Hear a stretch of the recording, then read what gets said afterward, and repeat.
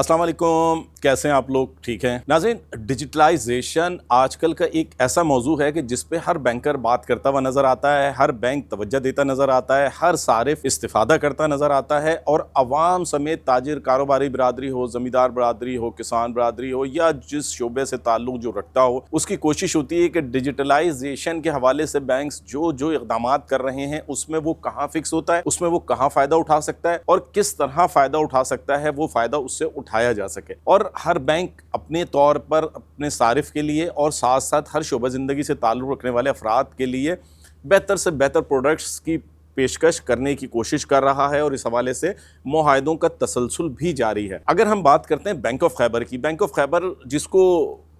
कभी एक छोटा बैंक, एक पसमानदा बैंक या एक सूबाई बैंक कहा जाता था, ने गुज़िश्ता 2 साल के अंदर जिस तरह तब्दीली के मराहिल डिजिटलाइजेशन के हवाले से तय किए हैं, वो एक काबिले तारीफ़ मिसाल करार दी जा सकती है। देखिए, बात ये होती है कि आपने डिजिटल प्रोडक्ट्स ना सिर्फ अपने सारिफ के लिए जारी की,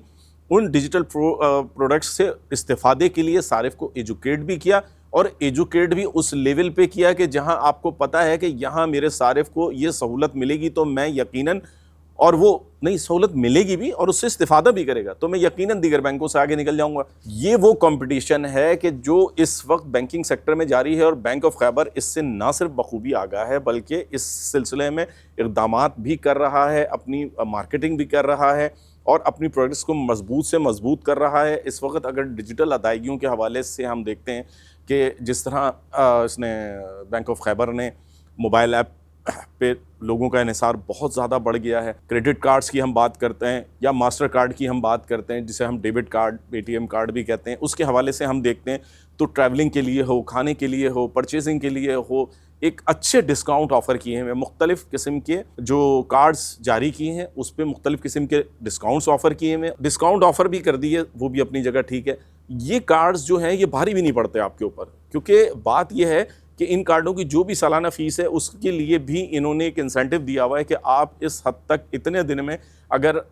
इसको यूटिलाइज़ करेंगे, इतना अमाउंट यूटिलाइज़ करेंगे तो जो इसकी एनुअल फ़ीस है वो भी रिवर्स हो जाएगी। लोगों के लिए ये भी सहूलत आ गई है।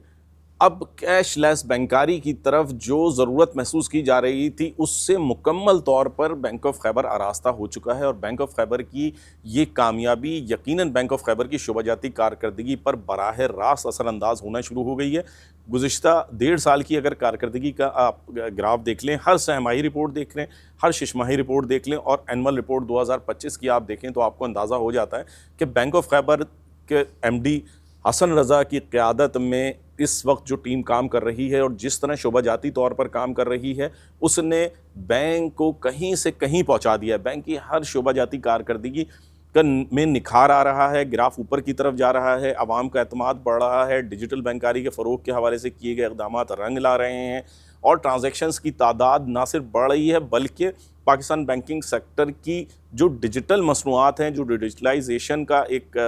कॉन्सेप्ट को फ़रोग देने का है, उसमें भरपूर तौर पर अपना किरदार अदा कर रहे हैं। बैंक ऑफ खैबर की ये क्वालिटीज़ यकीनन इंतहाई अहमियत की हामिल हैं और ये जो काम इन्होंने किया है उसमें जिसे हम कहते हैं कि अगर एक बिलखुसूस सूबे की बात की जाती है केपीके के लोगों के हवाले से, तो आज केपीके की आवाम, केपीके की ताजिर बरादरी, केपीके के जो सरकारी और नीम सरकारी मुलाजमीन हैं वो अपने यानी बैंक ऑफ खैबर पर भरपूर एतमाद का इजहार करते नज़र आते हैं, जो बैंक ऑफ खैबर के तमाम स्टाफ कैडर्स के लिए एक बहुत बड़ी कामयाबी करार दी जा सकती है।